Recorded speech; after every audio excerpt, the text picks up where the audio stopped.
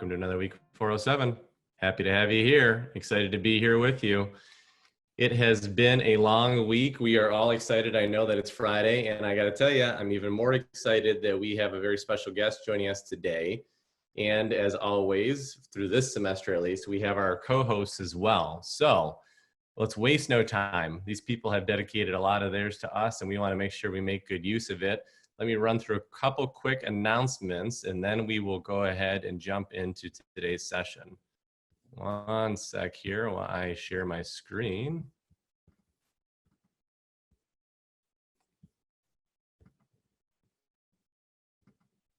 Okay, Gallo, are you seeing this okay? Or Sarush? Yep. All right, good times. So, students, again, welcome back. We would be remiss if we did not make a huge congratulations to our co-host today. This was not planned. This was not a plot. This just kind of happened as it was. She was selected for the college's Outstanding Recent Alumni Award, and we couldn't be happier to have her joining us. So you can't hear everybody applauding Aisha, but I assure you there's a whole crowd of 300 just cheering for you right now. So well done. Congrats. Well deserved. Secondly, guess what? Good news and kind of detailed news as well. The good news is you get a pretty exciting adventure coming down the pipeline next Friday. The bad news is you're not going to get to see Aisha and I and Monica and Nick because we're not going to have class. However, we are giving you an incredible opportunity to go ahead and join the Ann Arbor Startup Tech Trek and Mobility Trek, which has been combined. This has been an event that we have had EHour students participate in for the past couple of years, but this year is different. They have actually crafted this tailor-made just for EHour students in a way that is going to be much more, I'll say, dynamic than years past. Long story short, what you need to know, oh, I'm showing everybody my screen. That's no good. We don't want to do that. Nick, thank you for cluing me in on that. Forgive me here, folk. I'll get there eventually.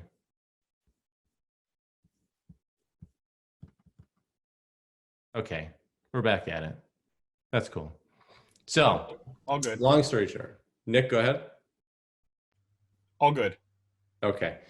So we are going to ask you to attend this. It happens between 1 and 5 p.m. We are going to be checking attendance because you're being released from class. So we do want to make sure you're actually participating in that as well. You have no reason not to be, in addition to just being a great way to meet local people who could hire you. Let me say that again, hire you, give you an internship, connect you to people who you otherwise wouldn't be able to connect to maybe get, I don't know, funding down the road, investment opportunity, who knows, anything. The point of the matter is you just got to be there for 50 minutes, 5-0. So a total of 50 minutes between 1 and 5 p.m. We will post more details and all the information on Canvas about this on Monday or Tuesday. But if you have any questions in the meantime leading up to Friday, don't hesitate to reach out to the ENTR email in the syllabus. I love hearing from y'all, but if you email me at my personal email address, I'm never going to get back to you. There's just too much going on. So email the ENTR one, and I promise you the team will. Okay? Without further ado, though, let me go ahead and introduce and show you a little video we're going to run about a very special event we have coming up on September 30th. I'll let my recorded colleague, Nick Morose, take it away. Fellowship programs at the Center for Entrepreneurship. You probably recognize where I am. This is the School of Public Health. It's actually where Dr. Jonas Salk, working with his mentor, Dr. Tom Francis Jr., announced the creation of the polio vaccine in 1955. It was the start to the end of one of the worst pandemics in all of history. I also just completed my daily responsible attestation using my Kinza health thermometer, which I'm sure you know all about from alum Inder Singh, who was your rock star speaker last week. So what's the connection? Well, U of M, its students and faculty have always risen to the challenge of the moment.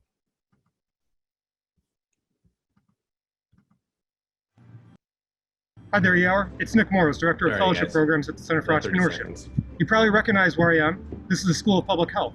It's actually where Dr. Jonas Salk, working with his mentor, Dr. Tom Francis Jr., announced the creation of the polio vaccine in 1955. It was the start to the end of one of the worst pandemics in all of history. I also just completed my daily responsible attestation using my Kinza health thermometer, which I'm sure you know all about from alum Inder Singh, who was your rock star speaker last week. So what's the connection? Well, U of M, its students and faculty have always risen to the challenge of the moment with big, creative, bold ideas driven by an innovative and entrepreneurial spirit. On September 30th, we're going to host our annual recruitment event for the fellowship programs, ELP, Tech Lab Adam City, and Tech Lab Climate Change. And it'll be your chance to work with a team of fellow students to create a big, bold solution and pitch to some notable alumni and entrepreneurs. We even have financial awards, $500 to the top team. So join us at 4:30 to 7:30 on September 30th, fully remote via Zoom for the Innovation Challenge, and share with us your healthcare, advanced mobility, and climate change solutions that can be pivotal in creating a better future. Great job, Nick Morose. Great job, Nick Gallo, producing that. So here's the deal. What he didn't say in that, and what I will give you the inside track and the hint on, is that if you want access to all of CFE's resources, network, Jumpstart grants, funding, TechArb, whatever, those fellowship programs are where it's at. That's your vehicle. Go through ELP, go through Tech Lab M-City, go through Tech Lab Climate Change. If you are fortunate enough to be one of the 20-ish students selected for each one of those, we basically open the treasure trove and roll out the red carpet to equip you and to introduce you and talk to any of the students who have gone through, and I would suspect they would validate that. So heads up. I've already flipped to my next slide, which I'm pretty jacked about. I was excited to announce this. There's some new speakers we added to this semester's lineup, as if we haven't already given enough excitement already. Dahani Jones and Anna Mason in the middle there are going to be joining us for a session on DEI and venture capital in the middle of next month. Mayan Ziv is going to talk to us about her work with Access Now, just north of the border in Canada. And then that guy in the bottom right corner, because y'all keep talking about my plants and how excited you think they are and how awesome they are, we figured we would play into that, you know, go for what the client wants, go for what the audience wants, listen to them. So we did. Justin Mast is an alum who founded Bloomscape, which is a company, I won't bore you with it. You can read up on it and he'll tell you more about it. It's cool. But here's the deal. It wasn't enough to just bring him in as a speaker. If we did that, that's cool, but there's more to be done, right? So I'm not going to tell you all the details right now, but in the next week, 2 weeks, pay attention. We are partnering with Bloomscape right now to build a competition for you that will award a couple students some of their product and service. And that's all I'll say about it for now. Stay tuned. Groot has more information en route, okay? And last but not least, in fact, not least at all, the most important part of our entire day today, we are here and we are joined by an incredible local dynamic leader who has just been at the forefront of trying to push innovation and entrepreneurship across Metro Detroit for the better part of 10 years now. Monica Wheat was born and raised in the city, and she's dedicated her career to it. She attended actually the College of Engineering's pre-college program when she was 12 years old. And in addition to just being a rock star in the local scene, she's also spent time overseas in Asia. And now she's coming here to talk to us a little bit today about her work with Arlen Hamilton and Backstage Capital, what's next for the city of Detroit, and everything else that she might have experienced over that time. So Monica, if you don't mind taking yourself off mute or video, then you can take it away and it's all yours. Thank you so much for having me. I'm super excited to be back. I always welcome any opportunity to interact with U of M. I've spent pretty much my entire, like you said, since I was 12, all the way up through college. I did a little bit over 4 years in undergrad at the College of Engineering, and I love what you guys have built, because none of this was here when I was in school. You guys didn't have a Center for Entrepreneurship and all these other things. So I'm super excited that is as integral a part of the engineering curriculum as some of the stuff that used to be there. So I wanted to talk a little bit about a couple of ways that I have engaged in the entrepreneurial path and in general in innovation. And we're going to start off with try. So up front, I, like you mentioned, I started early, wanting to be in engineering and wanting to think, what could I do? And I thought I was going to be a traditional engineer. I thought I was going to be, working for GM, which I ended up doing. But I thought that was going to be my entire career path. But positive or negative, my parents weren't able to fund my stint at the University of Michigan. So I ended up working full-time while I attended the University of Michigan College of Engineering. And that is something I do not, I highly, highly do not suggest that you guys follow. But I've got a little bit over 20 years of professional work experience. Starting out in early days, I was in commodities trading, was working full-time downtown Ann Arbor. At the time, it wasn't Duke, but it ended up being Duke Energy, to IT manager roles, running for network management for the state of Michigan, then to actual traditional engineering roles, both with GM, with Ford, Delphi, different things like that, co-ops, internships, things like that, but were full-time. And then for me, there's a shift that came actually when I went to Shanghai, but in between all of those, I've continued my path on working both in digital strategy, analytics, got a lot of exposure to product management and technology innovation. And that's what opened the doors for me to be in entrepreneurship. I did not know that this was where I was going to end up in any way, shape, or form. And I couldn't be more pleased. But I've been doing the work of like ecosystem building and figuring out ways and paths for entrepreneurs to not only get connected to full-scale accelerators like Techstars, like 500 startups, things like that, to venture funds, to just the things that they need to continue to grow and expand their businesses. And then in the last, I started out as an angel, went more into the ecosystem development, but in the last few years, I've shifted back more into the venture capital side of things. So I would say what I tried is everything. I think I've always had a high confidence in myself and thinking I could do it. And that's where the little Supergirl thing is I just didn't think anything was impossible. So from a risk standpoint, definitely I think from a risk standpoint, the biggest risk for me was to shift from this space, to shift from a supposedly tried and true career. When we were in school, everyone was like, the doors are open for you because you're going to be an engineer. You're going to have like this great salary. You're going to have this great career from jump. Why? why would you risk that and go for a space where basic income is not guaranteed? And so for me, that culminated in, there was a program that I did that was partially with GM Shanghai. It was partially through the University of Michigan, and it was partially just in general with some of the partnerships that were there. But that was kind of the culminating factor for me. They were a great host. I loved living over there. But I realized that I had this amazing opportunity to have what some folks were dreaming of, that their career path in engineering was getting them to get an international role. And I had started with an international role. And for me, I realized that was not going to fit. And so leaving Shanghai, I actually had a full-time job offer to stay out there. But I just knew that wasn't for me. I knew that I wanted more. And I also knew that traditional engineering, at least at the time, was really focused, cubicle, computer, things like that. And me, I like to talk. I like to think big picture visions. I like to connect people, create solutions, things like that. And that just wasn't what engineering was at the time. So for me, leaving Shanghai was the pivot point. And can we go to the next one? Thank you. So the biggest criticism that I got here was just the shift from a full-time 6-figure salary to basically 0 figures, as I always joke when I do talks. And getting that feedback from peers who took the traditional path and scattered to the coasts, and peers who were staying in engineering. But then I realized that I just wasn't willing to put in more time into something that I knew wasn't key.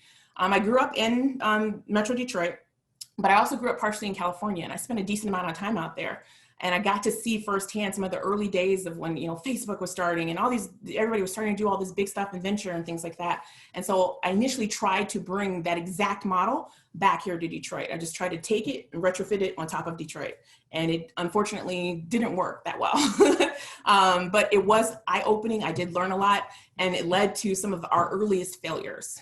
So for us, when we talk about failures, I see them as purely learning opportunities. I know people say that all the time, but I loved this format for the deck because that's exactly what it was. Those initial tries of like bringing the ecosystem here, bringing pitch competitions, things like that, they didn't work.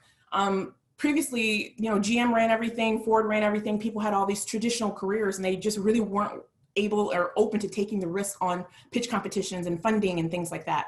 And I was working at GM on agency side.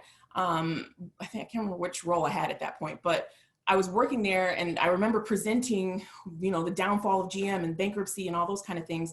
And they've since rebounded and done amazing things in innovation and technology. But at the time, that's what broke the door for us open, that failure, that it didn't work, actually worked to our advantage, because when people saw that such a stable industry and something that was so standard to how we created this ecosystem here wasn't stable, then they were like, okay, well, we'll give you a chance. We'll fund your competition. We'll invest some money here. We'll give you some space. We'll bring people, we'll bring speakers, all those kind of things. But it was always the question of going on, why Detroit for this activity? And it was an uphill battle of choosing folks, getting folks to kind of jump on board with us. But that why Detroit question was a driving factor in a lot of our successes. So early on, if you know anything about entrepreneurship, that you cannot ask for NDAs.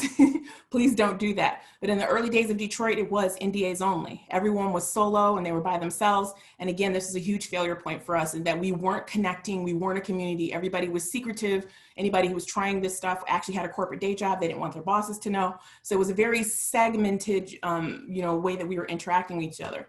NDAs only was how everybody was, collaborating, how everybody was interacting, and it just does not build an innovation ecosystem. It just does not build interest, and it just does not build the momentum that we needed to get where we are now. So the next phase was actually doing it. So we didn't have this ecosystem. Those early investments that I made with my own money, early angel investors I made, they failed. Because most of those founders didn't have anywhere to go after I gave them initial funding. There wasn't follow-on funding. There weren't a lot of accelerators in the space. There weren't things that weren't purely manufacturing sitting in the ecosystem. There just wasn't an ecosystem for them. So for me, what I did was I decided to work really hard on building the model for an emerging entrepreneurship ecosystem. And we started with Detroit. Started with what I knew, but we have since taken it nationwide, since been overseas, since, partnered with Europe, the Middle East, everywhere in between. But it started out with us having to figure out what our actual strengths were versus, just retrofitting what was working really well in Silicon Valley or on Boston, New York, kind of on the coasts. We had to figure out what was working for Detroit, how Detroiters were going to work together, how an emerging ecosystem was going to gain trust in one another, and how all those folks were going to become these headlines that we were able to gain in spaces and places like Forbes, like our CNN coming and live streaming with us, like D-Business, Black Enterprise, all the different folks who've covered the growth of Detroit ecosystem and our specific work. It all started with us really sitting down and figuring out what our strengths were and building that. And then building the partnerships to actually make it happen. So what we did next was we focused on headlines. That was what made people comfortable with us, is if we could get the bigger headlines, people were more and more willing to invest money. People were more and more willing to come on board as a mentor. They're more and more willing to, open up a lab or, sign off on it as an academic institute. And you'll see on the next slide that we were very focused there on those headlines that proved that Detroit could sustain the innovation ecosystem that we were building. One of our most famous partnerships of late is Backstage Capital. We brought the Backstage Capital Accelerator here. We were one of 4 cities globally that was able to, we had the most votes to bring their accelerator here. And Backstage Capital, for those who don't know, is a venture fund based out of LA that focuses on what we call underestimated founders. So that's women, people of color, and members of the LGBTQ community. And Backstage at that point had already made over 100 investments, like 2 years early than they had planned on. And now we're looking to open this accelerator in 4 cities. It was Detroit, Philadelphia, LA, and I'm missing one. Detroit, Philadelphia, London, sorry. But with that, we had tons and tons of D&I work, and then we had our mainstream work with our longstanding partnership with Techstars, having the largest first-year startup week in the country.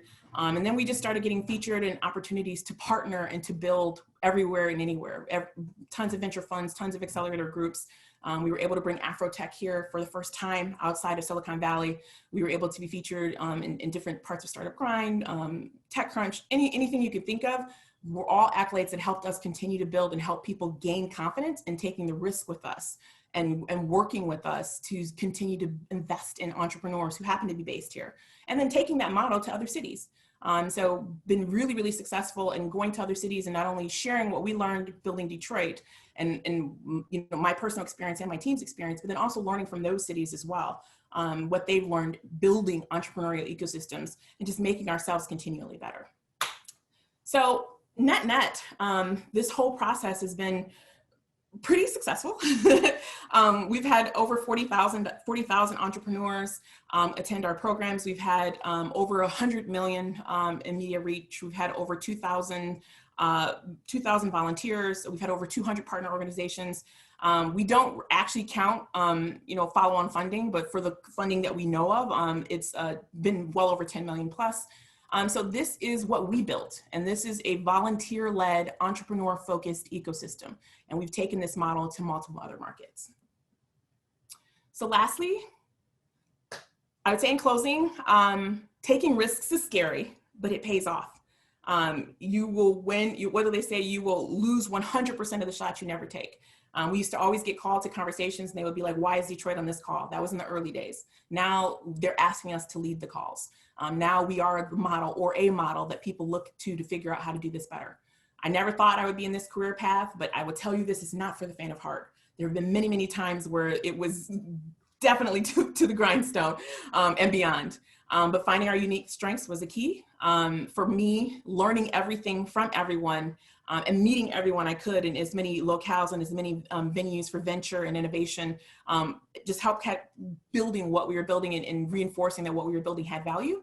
And then we had continually be ready for pivot points. We gained from, unfortunately, and pluses and minuses from the bankruptcies of GM and Chrysler and whatnot in 2008. But we also were a little bit, I think, a little bit more ready for some of the pivots that have happened here in the pandemic, because we've been there before where we were underestimated, didn't have resources, and we're trying to figure it out.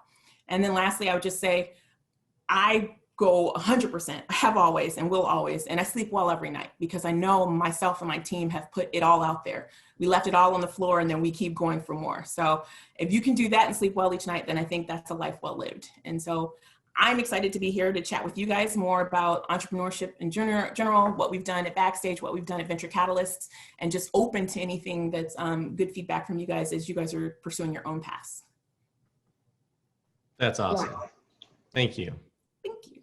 That was great. Thank you very much for that. Aisha, I don't even know where we start. That's a lot to try to digest and go off of. Yeah, well, I'm lucky I get the first question today. Okay. So, Monica. Okay. Talk to us about how Backstage grew to fill gaps that exist because traditionally white male VCs do not or may overlook underserved markets.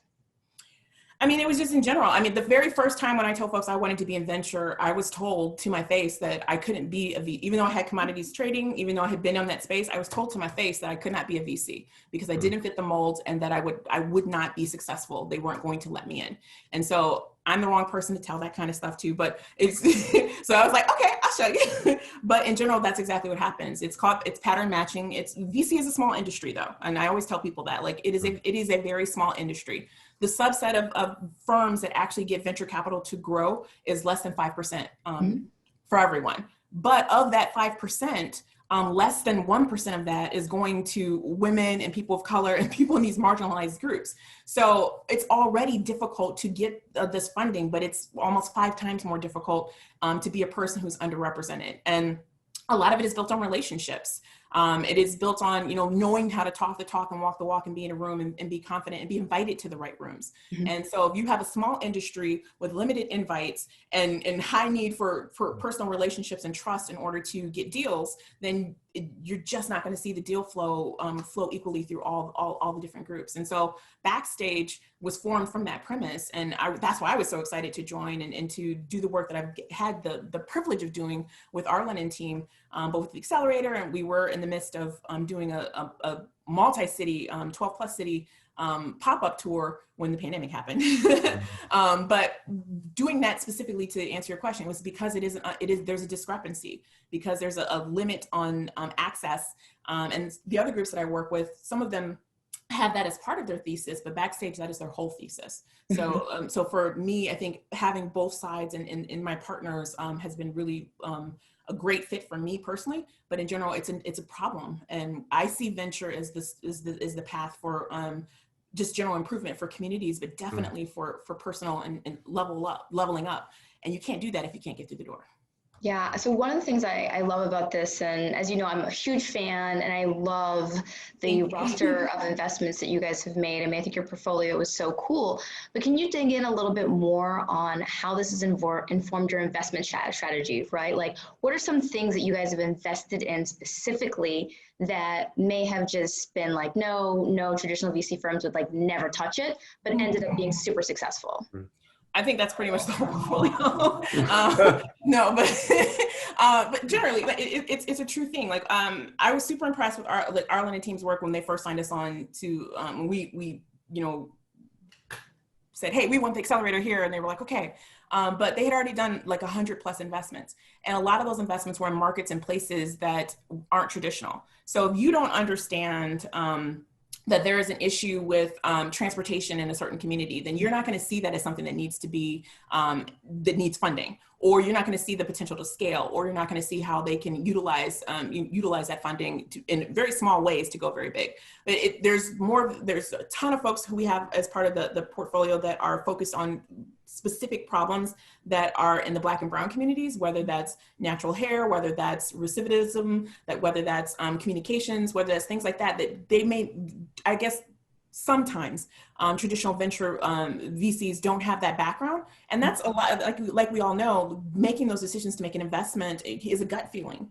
It's based off of, do you think that this is going to be successful? How are you going to do that if this has never been a problem that's been presented to you before?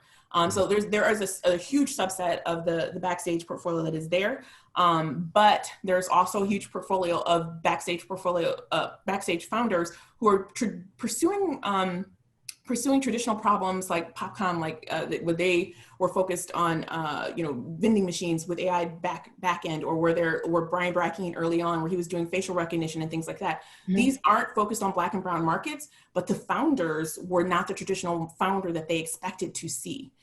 They were not the traditional founder that they expected to see. So since they didn't fit the mold, it was, I think, Backstage coming in as one of the first, if not the first checks for a lot of these folks, allowed folks to take a risk on them and then be willing to follow on or invest alongside and things like that, because we were able to be the first check for so many folks. And that's what drew me to the team when we first did the accelerator, and when we were trying to raise the multi-city thing. It's really finding those opportunities that are overlooked and finding the founders that are overlooked, who most of them owned, the full equity of their companies because they just weren't enmeshed into the venture ecosystem. So they're owning 100% of their companies, but they're making, they're 10K, 20K, 50K MRR already. They're doing the things that well past where other folks would have gotten seed stage funding, but yet they weren't able to get funding yet.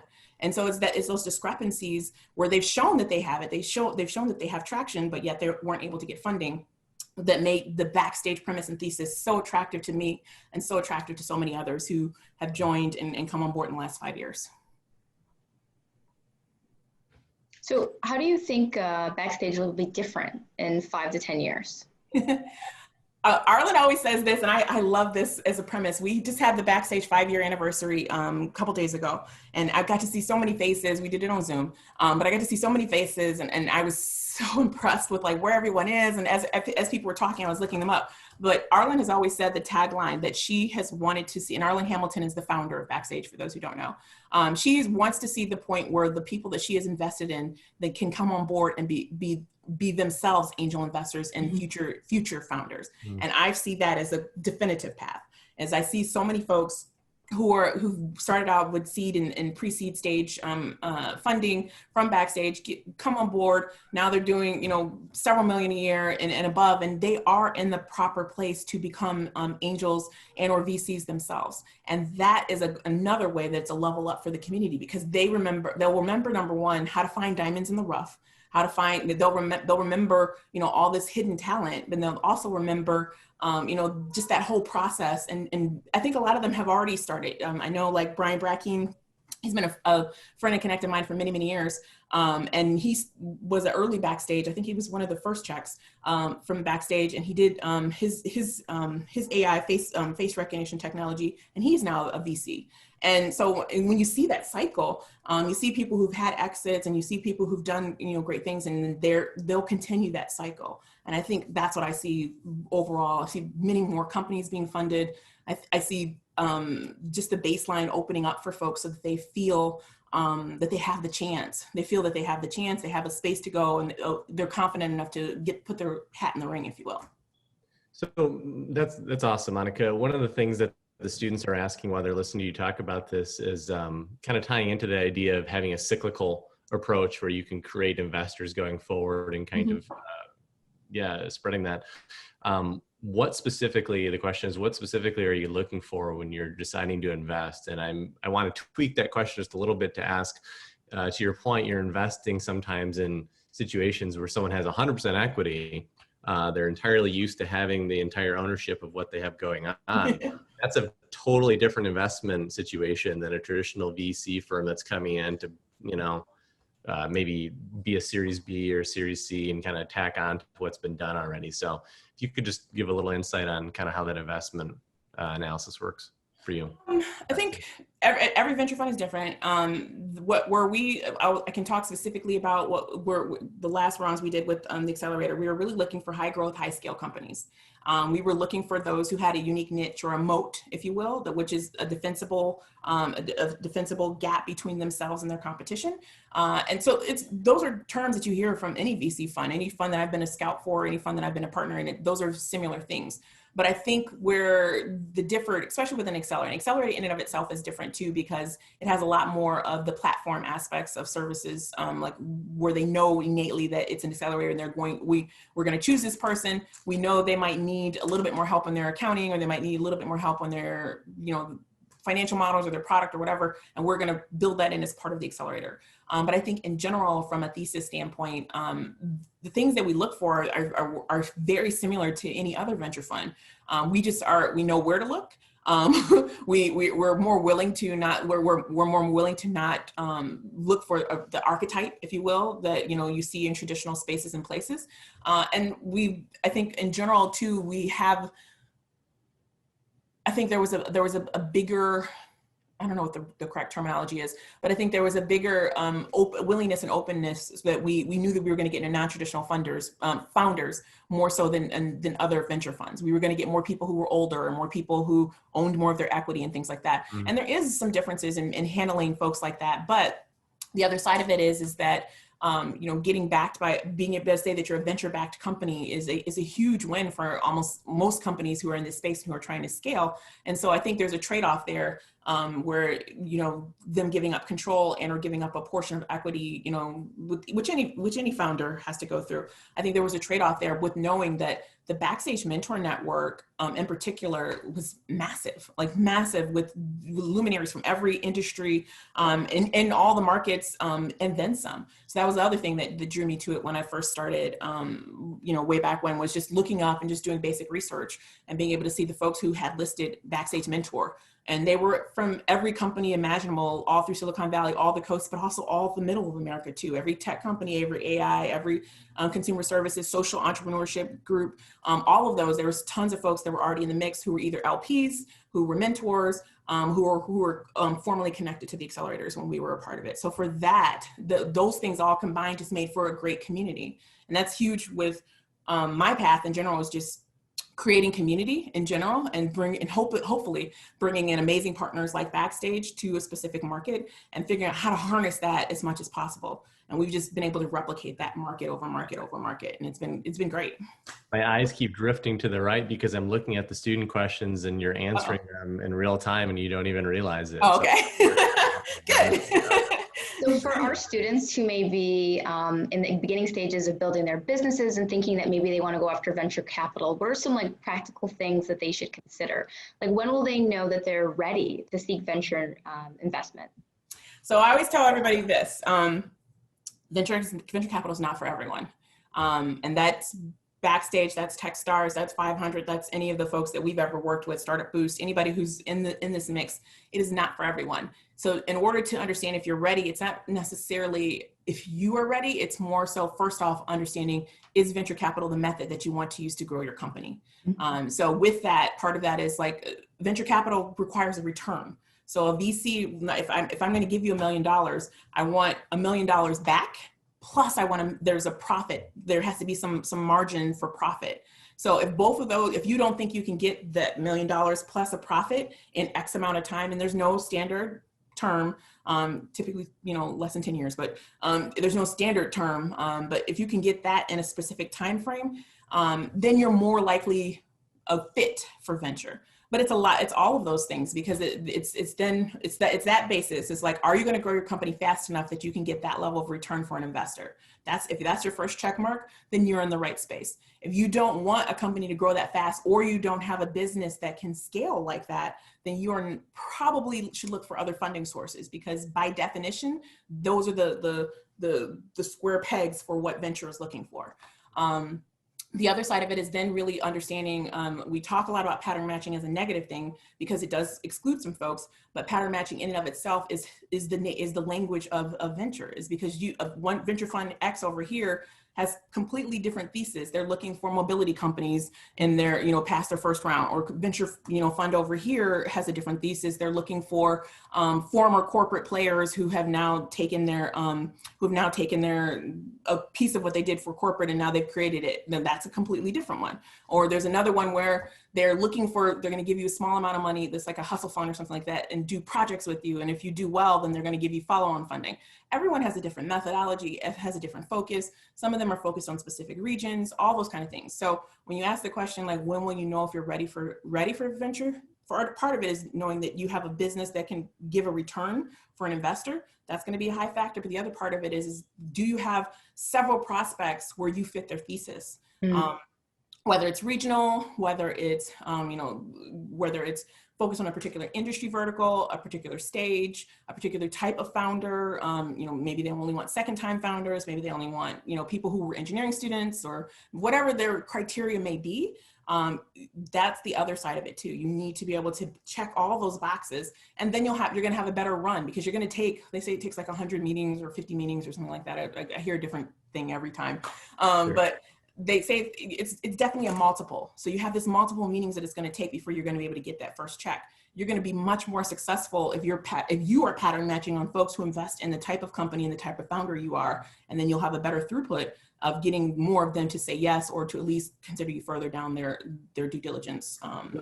I love the way you put that, with the idea of pattern matching is the nature of venture. I think that's just such a simple and eloquent way to sum it up in such a good way. Let me hit you with a lightning round question and give me like the 3, maybe 5 answers of what kind of feels like it hits on this, and we'll kind of jump into some faster pace. The student question was, what areas or interests do you wish that you would get a pitch for, but that you don't? In that same line of thinking, what do you wish, what do you think industries are that will be on the rise for the future of Detroit? What have we not seen kind of come to the top that will still be? I think, so everything is focused on sexy stuff. So I don't know how you answer that quickly, but I think the unsexy stuff is an untapped market for us. So problems in manufacturing, or problems in development, or things like that aren't just AI and big e-commerce apps and things like that. I think that's an area that can blow up. These are multi-million-dollar problems that have multi-million-dollar customers who would pay for them. So people who are going to solve that, I think Detroit has a ton of that because we have so much industry here. I think finding and seeking out those moments, I think, are really key. And what was the first one? Well, the first one is about which type of industries, or which type of products or services do you wish you got investments in or pitches in, but that you don't? I don't think there's any, I don't know if it's the same for everybody else, but I get pitched on everything. So I'm not sure there's any that I don't get that I want, but I wish I saw, and maybe it's a type of founder. And I think part of that is, in general, people who come from, I call it third coast. So third coast is, Detroit, Chicago, New Orleans, Miami, like kind of in the middle. I see a lot of those founders being, really hesitant to come to the table, to jump into conversations, to be in conferences, to just do all of this stuff. And I wish I saw more of them just willing to jump in. I always say, like, when I might run a large scale hackathon or large scale, pitch accelerator or whatever it may be, and there'll be all different types of folks, but my younger guys will jump and pitch anybody. But I see women, I see people of color, I see people from emerging entrepreneurship markets. I see them waiting until they have 10 million, till they have, $10,000, $20,000 MRR, or waiting till they have a PhD and a full 12-person team before they pitch. They wait more for the perfection, and I wish they would come earlier. Because I think in a lot of ways that we could help more of those folks, and that's, me personally, because a lot of my programs have both sides, the venture and the education side. But then also in general, as they always say, like, if you wait till it's perfection, you've launched it too late. So, like, I wish we could get more of them earlier in the process, so that they could go faster, and we would have a better chance to not only influence the outcome, but potentially come on board at a time scale that makes sense for as a venture partner, whether that's through Backstage or any of our other any of the other folks that we've been a part of. Aisha, I'm putting the baton back to you. We got some questions flying in. I want to know a little bit more about you, right? So I was joking with Eric before this call. I was like, every day has become day, and it's all work day, right? COVID has increasingly blurred the lines and the divide between work and life balance. So how are you managing this? Like, how are you? Oh, okay, good. I'm sitting in my living room right now with lights on me, because I've had to turn my living room to a virtual studio for all these calls. And to your point, there's a blending that I've never really had a delineation, but I definitely don't have one now. But I think I try my best as far as managing by, especially now, I try to schedule people, instead of just like, because there might be an opening slot in my calendar, I try to schedule people out 2 or 3 weeks, just so that I'm not filling every available moment with, a meeting and or a need or an ask. From the other part of, like, a lot of the work that we do, like, so the Venture Catalyst is the ecosystem development group. And so we focus on founders, and then we focus on these large scale partnerships like Backstage, like Afrotech, like Techstars, things like that. But when this pandemic hit, all of those founders needed help. And so there was a massive pool on just, mental space, just trying to figure out all answers to all the problems that all of the founders that, we were supporting or had anything to do with needed. And so I would say, like, we got through those things. My team and the mentors and the folks in the ecosystem have been amazing, but I wish I had took more time early on to pause. I think in the midst of all this pandemic stuff, on top of all the companies needing help, on top of, we were the first to do a startup week virtually out of all the cities globally. We take on great stuff, but, like, sometimes I'm like, why am I going? But I'm just coping as best I can. And also too, lately I've been taking the position of, instead of trying to retrofit on how we used to operate when the world was live and when all of our events were like 5,000 or 10,000 people in person, now I need to operate like what would happen. Like, I need to operate now as if it's like this, and always be optimized for it being like this, because this is the reality. And the more that I try to basically maintain 2 businesses, that's just not reality. That's just not, and it's not sustainable. So I think it's a combination balance, but I can definitely shake my head and say, I am not one to model after for handling this stuff really well. Yeah, so I wanted to ask really quickly about the intersectionality between technology development, your investment pace, and some of the societal issues, right? So we've seen a lot of large companies have stood down on, for example, developing facial recognition algorithms and the use of AI and ML with law enforcement. And so I'm wondering, with all of these large investments that they're making publicly, one, what do you think these large companies could learn from Backstage Capital's investment approach? And how are you seeing the pandemic impact basically startups, right? Like, are you seeing more come out of this? Are you guys investing in more? Like, what's that like? I can definitely say from a large company perspective, just in general, and that's a huge part of what we do across the board, is like those partnerships, and is trying to figure out, like, how do we get whoever it may be, our large partner at the moment, how do we get them more in tune with what might be happening with some of our cohort companies from any of our programs. And so first thing first is that really I always tell those stories, like way back when, before GM and Ford had like the massive like innovation plays and internal accelerators and things they do now. When we would look at like the timeline of creating a product, it was like 18 to 24 months from ideation to being out in the market. And so I always remembered that, and I always thought it was frustrating to me, you know, especially, you know, spending so much time on the coast and seeing what they were doing and the way they were doing it.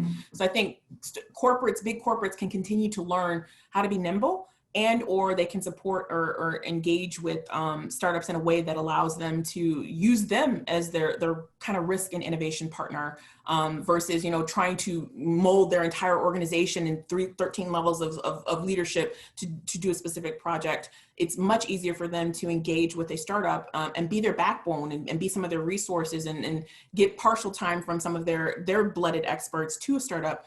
That's a much easier play than vice versa, than them trying to create it in-house and create a team and have dedicated, you know, all those things. It's difficult to do in a corporate environment. So I wish they would take those lessons. I think the risk, being very, very risk averse, and then I think that's something big corporates are known for. And I think they can take that as a playbook too from startups, because startups are nothing but risk. They're nothing but taking the leap and trying an idea and seeing if it will work. And that's a huge part of the work I've done my entire career, is the design sprint process of like going in there really quickly, whether it was when I was in corporates or on this side of the world, figuring out how we can come to a solution or a problem, you know, a problem set, if you will, in a very short amount of time, so that we can put it out there and test it and get some feedback. Corporates in the past didn't used to do that. Now they are doing that much more. And I forgot what the second one was, sorry. Oh, how is COVID changing entrepreneurship? And just to give you a heads up, we've got 1 minute left in class before they all jump out and they leave us abandoned on a Zoom call. I would say COVID is changing entrepreneurship, number one, from this. I think we talked a lot about like startups, you know, early stage startups were less risk averse, and we thought they would have the easier time in COVID, but it actually was the later stage startups. And then it started to reverse. So COVID changes how teams work. I think a lot of teams that never thought they would have digital products or the ability to go digital have done so. And that's big corporates like banks, and that's also small startups that had smaller product or customer bases and things like that. You just see them particularly going for it in ways they never thought they could. They were forced to figure out how to meet. And I think that changes a lot of things. We have much more talent we can use now that people can have jobs in different markets and still be at home. People are more open to people having remote roles, and people have much more remote teams as part of their backbone than ever before. And I think that's going to change a lot of things. And just in general, a lot of things used to be place-based, and you had to see their face in order to be a part of their team or part of their setup. And that's just not the case anymore. People are open and willing to go anywhere that they possibly can. And I think that changes innovation, because now you have a whole bunch of folks that never got to work together. They're able to work together. And that's what innovation is. It's like all those ideas in one space, attacking a problem. That's going to change, I think, just the face of how quickly some of this stuff goes and how accepting people are of it in general. Thank you. Thank you. Thank you. Thank you. That's awesome. We still got a bevy of student questions. So if you don't mind, I'm just going to put those into a Google Doc, and maybe we can connect for 5-10 minutes and try to answer some of those whenever, sometime over the next week, and then students will share them back with you. But thank you. Sincerely appreciate you joining us today. Thank you guys for having me. I appreciate it. Nice. Thank you so much. I appreciate it, Eric. Absolutely. And the whole team. This was fun.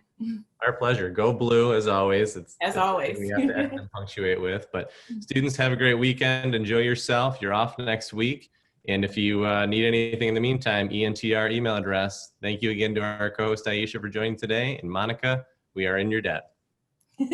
Thank you. All right. Bye, everybody.